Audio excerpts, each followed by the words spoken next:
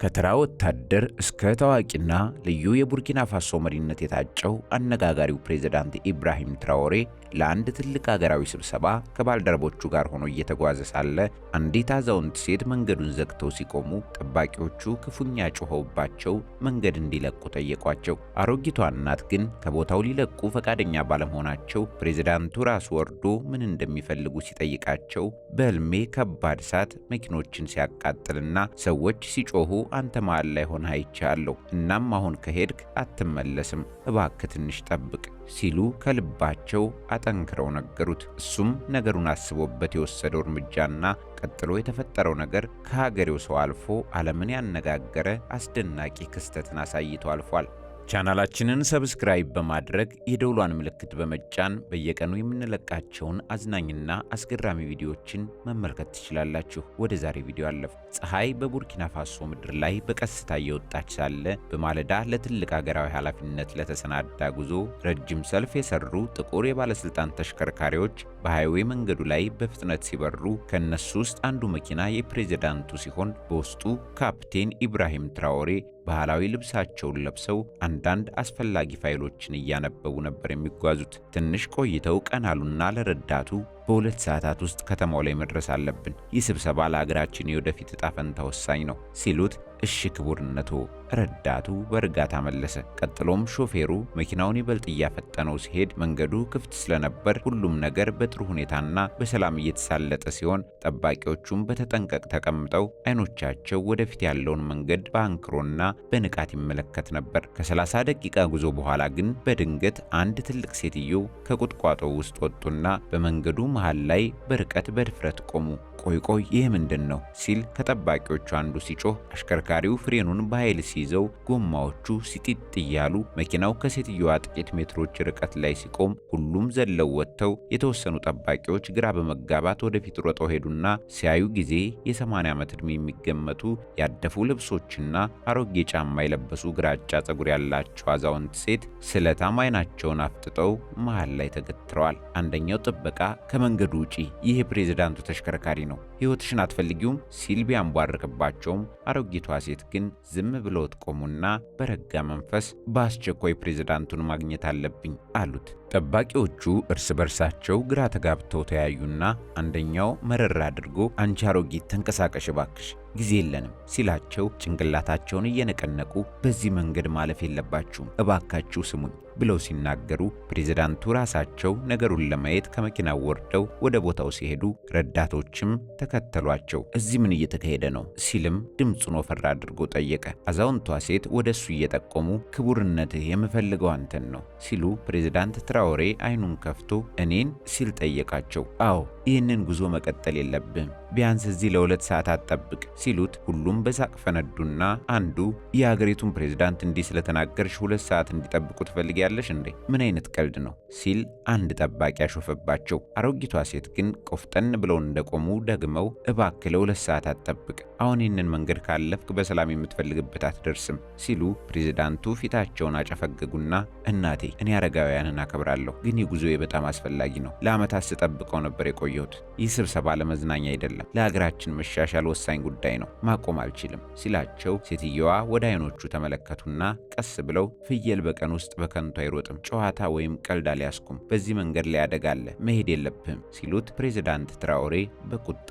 ይህ ሞኝነት ነው ብሎ ወደ መኪናው ሲመለስ አሮጊቷ ሴት እየጮሁ በሕልሜ ከባድ እሳት መኪኖችን ሲያቃጥልና ሰዎች ሲጮሁ አንተ መሃል ላይ ነበር፣ እናም አሁን ከሄድክ አትመለስም፣ እባክህ ትንሽ ጠብቅ አጠንክረው ሲነግሩት ጠባቂዎቹ ሊያባርሯቸው ሲንቀሳቀሱ ፕሬዝዳንቱ ግን አስቆሟቸውና ሴትዮዋን በትኩረት ሲመለከቷቸው የተሸበሸበ ፊታቸው ስጋት አዝሏል። ያረጁ እጆቻቸው እየተንቀጠቀጡ አሁንም እንደ ተራራ ቆመዋል። ቀጥሎ ፕሬዝዳንቱ በጥልቅ ተንፍሶ ወደ ሴትዮዋ መለስ ብሎ አተኩሮ እያያቸው ማንኖት ግን እርሶ ሲላቸው ስሜ ኤስፔራንስ ነው፣ ምንም ቤተሰብ የለኝም፣ ጉድጓድ አጠገብ ባለው ዛፍ ስር ተኛለሁ፣ የምልህን ነገር በሕልሜ ነው ያየሁት፣ እናም ማስቆም ነበረብኝ፣ አሁንም እሱን እያደረግኩ ነው ሲሉ በሹክሹክታ ተናገሩ። ፕሬዝዳንት ትራኦሬ እንደገና አይኖቻቸውን አበጥረው እየተመለከተ በቁም ነገር እንጂ ውሸት አለመሆኑን እንደተረዳ ተሰምቶት ወደ ጠባቂዎቹ ዞረና ጉዞውን ሰርዘነዋል፣ እዚህ ለ2 ሰዓታት እንጠብቃለን ሲላቸው እንዴ ጌታዬ? ግራ ተጋብተውና ሁሉም በድንጋጤ ውስጥ ሆነው ጠየቁት። እዚሁ ሆነን እንጠብቃለን አልኩኝ ብሎ ጮክ ብሎ ሲደግምላቸው ቃሉን ተቀብለው ተሽከርካሪዎቹ ከዛፎች በታች ባለው ብቸኛ መንገድ ላይ ተደርድረው ቆሙ። ፕሬዝዳንቱ በመኪናው ውስጥ ተቀመጠና አንዲት የ80 ዓመት አዛውንት ሴት ብቸኛ ምክንያት ሆና አስቆመችን ማለት ነው፣ ግን የሆነ ነገር ትክክል እንደሆነች ይነግረኛል ሲል በጸጥታ ለራሱ ተናገረ። 30 ደቂቃዎች ሲያልፉ ፕሬዝዳንቱ ሰዓታቸውን ተመለከቱና ትዕግስት እያጣ ሲመጣ የረዳቱ ስልክ ጮኸና በፍርሃት ሚስተር ፕሬዝዳንት ከዓለም አቀፍ የንግድ ቡድን ጥሪ እየመጣ ነው ሲለው ፕሬዝዳንት ትራኦሬ ስልኩን ተቀበለውና ሰላም ሲል የውጭ ሀገር ሰዎች አንዱ ድምፁን ስሎ ክቡርነቶ አሁን እየመጡ ነው። ይህ መዘግየት አክብሮት የጎደለው እየሆነ መጥቷል። በሚቀጥሉት 90 ደቂቃዎች ውስጥ ካልደረሳችሁ ፍላጎት እንደሌለዎት እናስብና ይህንን የብዙ ቢሊዮን ዶላር ስምምነት ለሌላ የአፍሪካ ሀገር እንሰጣለን ብሎ ሲናገር የፕሬዝዳንት ትራኦሬ ፊት ጨለመ። በሰዓቱ ለመድረስ እየሞከርን ነው ብሎ ስልኩን ሲዘጋው ጠባቂዎቹ ግራ ተጋብተው በዙሪያው ተሰባሰቡና ከመካከላቸው አንዱ ወደፊት ቀርቦ ክቡርነቶ ይህ ምንድን ነው? ይህ የግድያ ዝግጅት ሊሆን ይችላል። ያቺ አሮጊት ሴት ጠላቶችን እንዲያዘገዩ የተላከች ብትሆንስ? አንተ ታላቅ ሰው ነህ። በሴትዮዋ ቁጥጥር ስር መሆን የለብህም።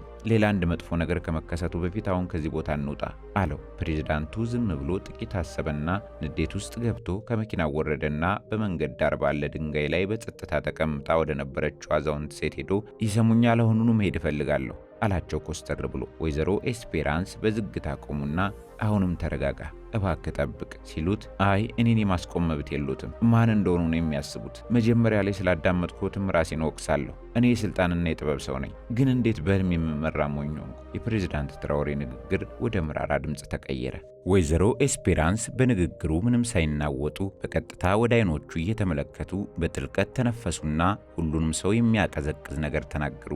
አንተ አንበሳ ነህ፣ ጠንካራ ኃይለኛና የተፈራ ነህ። ግን አንዳንድ ጊዜ አደጋ እንደ ነጎድጓድ እየጮኸ አይመጣም፣ እንደማይሮጥ አጋዘን በጸጥታ ይመጣል እንጂ። አንበሳው ሲያጠቃ ያኔ ወጥመድ ውስጥ ይወድቃል ሲሉት የፕሬዝዳንቱ ልብ ደነዘዘ። ድምፃቸው ለስላሳ ግን የሚዋጋ ነበር። ሴትዮዋ አስከትለው ትንሽ ማስጠንቀቂያ ለመስማት ፈቃደኛ ያልሆነ ትልቅ ሰው በመቃብር ውስጥ እንዳለ ከፍተኛው ጩኸት ይሆናል፣ ምንም ለውጥ የማያመጣ ባዶ ጩኸት በማለት ሲናገሩ ከጠባቂዎቹ አንዱ ይህች ሴት ተራ አሮጊት ብቻ አይደለችም ሲል ፕሬዝዳንት ትራኦሬ ቅዝቃዜ በአከርካሪው ላይ ተሰማውና ዙሪያውን እየተመለከተ ፍርሃት ሸበበው። ግራ መጋባታቸውን የተመለከቱት ወይዘሮ ኤስፔራንስ ወደ ለበሱት ልብስና ጫማ እያዩ እኔ በውሸት ወዴ ባዶ ሆኖ እዚህ በፀሐይ አውላላ መንገድ ላይ አልቆምም ነበር። እንዲህ ተጎሳቁዬ አንተን ለምን አስቆማለሁ? ምንም ባይኖረኝም ግን ይህ ማስጠንቀቂያ አለኝ እና ሰጠኋችሁ። ፕሬዝዳንቱ ቀስ ብሎ ወደ ኋላ ተመለሰና ማሰላሰል ጀመረ። ከዛም ወደ ጠባቂዎቹ ዞረና በድጋሚ በቃ እስከ መጨረሻው እንጠብቃለን ሲላቸው በዚህ ጊዜ ማንም አልተከራከረውም። ሁሉም ዙሪያቸውን በጥንቃቄ እንዲጠብቁ ትዕዛዝ ተሰጥቶ መሳሪያቸውን ደግነው እዚያው ሲቆዩ ወታደሮቹ ስለ ሴትዮዋ እርስ በርሳቸው በሹክሹክታ እየተነጋገሩ ሳለ ፕሬዝዳንቱ መኪና ውስጥ በጸጥታ ተቀምጦ ነገሩን እያብላላው በመስኮቱ ወደ ውጭ ሲመለከት ሴትዮዋ አሁንም በድንጋዩ ላይ ተቀምጠው የሆነ ነገር ከሱ የወድቅ ይመስል ወደ ሰማይ ትኩር ብለው አንጋጠው ያያሉ። ወደ መቀመጫው ተደግፎ አይኖቹን ጨፈነና የመጨረሻው ንግግራቸው በጭንቅላቱ ውስጥ እንደ ደወል አስተጋባበት። ትንሽ ማስጠንቀቂያ ለመስማት ፈቃደኛ ያልሆነ ትልቅ ሰው በመቃብር ስፍራ ውስጥ እንዳለ ከፍተኛው ጩኸት ይሆናል። 2 ሰዓታት ቢያልፉም የፕሬዝዳንቱና ግብረ አበሮቹ ተሽከርካሪዎች አሁንም በረጃጅሙ ዛፎች ጥላ ውስጥ በመንገድ ዳር ቆመው ሁሉም በውስጡ ምን ይከሰታል ለሚለው ተጨንቀው የሚሆነውን ነገር በጸጥታ እየተጠባበቁ ሳለ የረዳቱ ስልክ አቃጨለ። ረዳቱ ስልኩን አነሳና ጌታዬ የብሔራዊ አደጋ ጊዜ ቡድን ኃላፊው ነው ሲለው ፕሬዝዳንቱ በፍጥነት ድምፁን ለሁላችንም እንዲሰማ አድርገውና አናግረው ሲለው ምን ነበር ቀጥል አለ ረዳቱ ስልኩን መሃል ላይ አስቀምጦት። ደዋዩ በድንጋጤና በሐዘን በተሞላ ድምፅ ውስጥ ክቡርነቱ ከመንገዱ 40 ደቂቃዎች ቀደም ብሎ ከባድ አደጋ ተከስቷል ሲል ሁሉም ትንፋሻቸውን ዋጡና ጸጥ አሉ። በትክክል ምን እንደተፈጠረ ተናገር ሲል ፕሬዝዳንቱ ጠየቀ።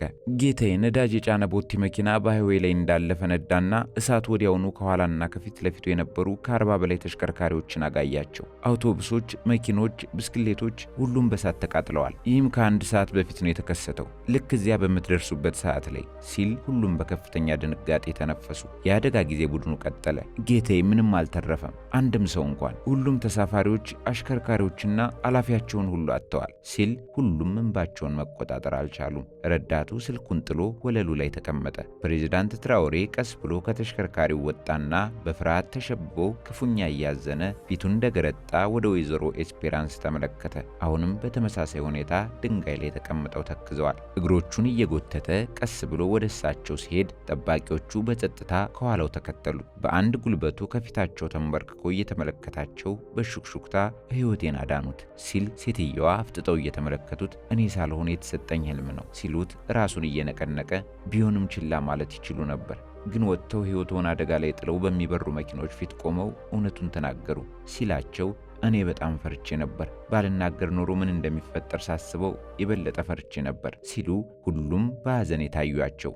ረዳቱ ለሌላው ጠባቂ በሹክሹክታ ተራ ሴት አይደሉም፣ ይህ መለኮታዊ ነገር ነው ሲል ፕሬዝዳንት ትራኦሬ የወይዘሮ ኤስፔራንስን እጅ ይዞ እምባው ግጥም እያለ ከዚህ ቀን ጀምሮ የእርስዎ ስም ተስፋ ነው፣ የቡርኪና ፋሶ ተስፋ፣ መሪዋን ያዳኑ ተስፋ ብሎ ይዟቸው ወደ መኪናው ገባና ተሽከርካሪው እንደገና ሲንቀሳቀስ ወደ ዋና ከተማ የሚወስደው መንገድ የተለየ ጸጥ ያለና ከባድ ሆኖ ተሰማው። ጠባቂዎቹ በመኪኖቻቸው ውስጥ ተቀምጠው ሁሉም ዛሬ አሮጊቷ ሴት ባይኖሩ ኖሮ እንሞት ነበር ሲሉ ተመሳሳይ ነገር እያሰቡ ነበር። ወይዘሮ ኤስፔራንስ የተሸበሸቡ እጆቻቸውን በጭናቸው ላይ አድርገው ከፕሬዝዳንት ኢብራሂም ትራኦሬ አጠገብ ተቀምጠው በመስኮቱ ወደ ውጭ እየተመለከቱ ሲጓዙ በመጨረሻም የፕሬዝዳንቱ ቤተ መንግስት ደረሱ። የቤተ መንግስቱ ሰራተኞች ፕሬዝዳንቱን ለመቀበል ሲራወጡና ቀጥሎ መሪው የአሮጊቷን እጅ ይዘው ሲወርዱ ሁሉም ደንግጠውና ምንድነው በማለት ግራ ተጋብተው ተመለከቷቸው። ቀጥሎ ፕሬዝዳንቱ በግቢው የስብሰባ አዳራሽ ውስጥ ታላላቅ ባለስልጣኖችን፣ ወታደራዊ ኃላፊዎችን ድንገተኛ ስብሰባ ጠሩ። ትንሽ ቆይቶ ከፍተኛ ባለስልጣናት፣ የሚዲያ ቡድን፣ ጠባቂዎቹና ረዳቶች በሙሉ በታላቁ አዳራሽ ተሰባሰቡ። ወይዘሮ ኤስፔራንስ ያንኑ ጎስቋላ አለባበሳቸውን እንዳረጉ ከፕሬዝዳንቱ አጠገብ ሲቆሙ በጸጥታ የሚሆነውን ሲጠባበቁ ፕሬዝዳንቱ ወደፊት ሄዱና ሁሉም ሰው በጥሞና እንዲሰማኝ ይፈልጋለሁ በማለት ተንደረደሩ። አሁን የምናገረው ፖለቲካ አይደለም፣ የመንግስት ስራ አይደለም፣ ለካሜራ ፍጆታም አይደለም፣ የህይወትና የሞት ጉዳይ ነው። ዛሬ በጣም አስፈላጊ ወደሆነ ስብሰባ እየሄድኩ ነበር። በሀገራችን በቢሊዮን የሚቆጠሩ የልማት ስራ ሊያመጣ የሚችል ስብሰባ። ለረጅም ጊዜ ጠብቄው ነበር። መኪኖች በተቀላጠፈ ሁኔታ እየተንቀሳቀሱ ሁሉም ነገር ደህና ሲሄድ ቆየ። በድንገት ግን እኛ አሮጊት ሴት ከጫካው ወጥተው ከሚበራው መኪና ፊት ቆሙና እንድንቆም ነገሩን። 2 ሰዓት መጠበቅ እንዳለብን አስረዱን። አላመናቸውም። ልናባረራቸው ብንሞክርም እምቢ አሉ። ከዚያም እምቢ ብዬ ወደፊት ብሄድ እንደማልመለስ ነገሩኝ። በድፍረት በብርታትና በእውነተኝነት አስረዱን አለና ትንሽ ቆም ብሎ በረጅሙ ተንፍሶ ቀጠለ። በቃላታቸው ውስጥ የሆነ ነገር አለ። በተለይም ምሳሌዎቹ መንፈሴን አናወጡት። ስለዚህ አዳመጥኩና በሚሉት ነገር ተስማማው። ከ2 ሰዓታት በኋላ አስከፊውን ዜና ሰማን። አንድ የነዳጅ ማመላለሻ መኪና ልናልፍበት በታቀደበት መንገድ ላይ ወድቆ ፈነዳ። ከ40 በላይ ተሽከርካሪዎች በእሳት ጋይተዋል። ማንም አልተረፈም። ባንቆም ኖሮ እኔ፣ ጠባቂዎቼ፣ ረዳቴ፣ መላው ቡድኔ አሁን እዚያ አንገኝም ነበር ብሎ ወደ ወይዘሮ ኤስፔራንስ ዞሮ እጁን በትከሻቸው ላይ አደረገ። ታዳሚው በድንጋጤና በፍርሃት ተሸብቦ ክፍሉን ከባድ የሐዘን ድብልቅልቅ ስሜት ጭጋግ ሞላው።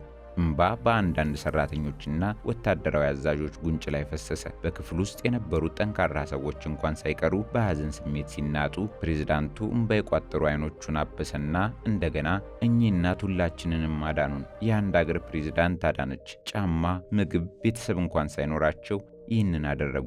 ድምጻቸው ከመኪኖቹ ላይ ካለው እያንዳንዱ ሳይረን የበለጠ ጠንካራ ነበር። እናም ከዛሬ ጀምሮ በዚህ ቤተ መንግስት ውስጥ የክብር ቦታ ይኖራቸዋል። በቀሪው ዕድሜያቸው የሚገባቸውን ምርጥ ምቾትና አክብሮት እንደምንሰጣቸው አረጋግጣለሁ ሲል ሰራተኞቹ በደስታ ጮሁ። እንደዚህ አይነት አክብሮት አይተው ቀርቶ አስበው የማያውቁት አሮጊት ሴት በጸጥታ እንደቆሙ እንባቸው ወረደ። ፕሬዝዳንቱ አሁንም እጁን በትከሻቸው ላይ አድርጎ እሳቸው አረጋዊት ሴት ብቻ አይደሉም፣ የሀገር ሀብት ናቸው፣ ሁላችንም የምንፈልገው ተስፋ ናቸው ሲል ንግግሩን ቋጨ። በማግስቱ ብሔራዊና የግል የቴሌቪዥን ጣቢያዎች መደበኛ ፕሮግራማቸውን ሰርዘው የፕሬዝዳንቱን ስለ አረጋዊቷ ያሉትን ንግግርና ክስተቱን ሲያሰራጩ ሰዎች በቤቶች በገበያዎችና በትምህርት ቤቶች ውስጥ ተሰባስበው ይመለከቱ ነበርና ድፍን የቡርኪና ፋሶ ሕዝብ አለቀሰ። አዛውንቶች በአክብሮት ቆመው ተደመሙ። ወጣቶች ታሪኩን በማህበራዊ ሚዲያዎች በራሳቸው አገላለጽ ሲቀባበሉት የወይዘሮ ኤስፔራንስ ስም በመላ ሀገሪቱ በአክብሮት ይለፈፍ ጀመር። ከዚያን ቀን ጀምሮ እያንዳንዱ ዜጋ ወጣትም ሆነ አዛውንት ትንሽ ማስጠንቀቂያ ለመስማት ፈቃደኛ ያልሆነ ትልቅ ሰው በመቃብር ውስጥ እንዳለ ጩኸት ይሆናል ብለው ለፕሬዝዳንቱ የተናገሩትን ምሳሌ ያስታውሳሉ። በሕይወታቸውም ያመጡታል። ከዚያ በኋላም አዛውንቷ ኤስፔራንስ አዲሱን ሕይወታቸውን በቤተ መንግሥቱ ውስጥ ምቹ በሆነ ክፍልና እንዲሁም ምቹ በሆነ አያያዝ ተገቢ ሕክምና እንክብካቤም አግኝተው ሲኖሩ ብዙዎች ጥበብን ለማግኘት የሚፈልጓቸው የተከበሩ አረጋዊ ሆኑ። ማንኛውም ሰው የፕሬዝዳንቱ የተከበረ እንግዳ እንዴት እንደሆኑ ሲጠይቃቸው ፈገግ እያሉ እኔ በሕልም ልክ እንደ ራእይ ሆኖ ያየሁትን ብቻ ነው የተናገርኩት ይላሉ። ለማንኛውም የሀገር መሪ የሚጠቅመው ይህ መመሪያ ታላቅነት የሚመጣው ጮክ ብሎ ከመናገርና ኃይልን ከማሳየት ብቻ ሳይሆን በጸጥታ ዝቅ ብሎም ከማዳመጥ ነው። በዚህ ጥበብ መመራት ያሻግራል። ሰውን ሳይንቁ ማዳመጥ አንዳንድ ጊዜ የተሻለ ነው። እንደ ሁልጊዜውም ሁሉ በዚህ እጅግ አስገራሚና አሳዛኝ ታሪክ ላይ የተሰማችሁን ሐሳብና አስተያየት አካፍሉን። እኛ እዚህ ላይ አበቃን። ቸር ቆዩልን።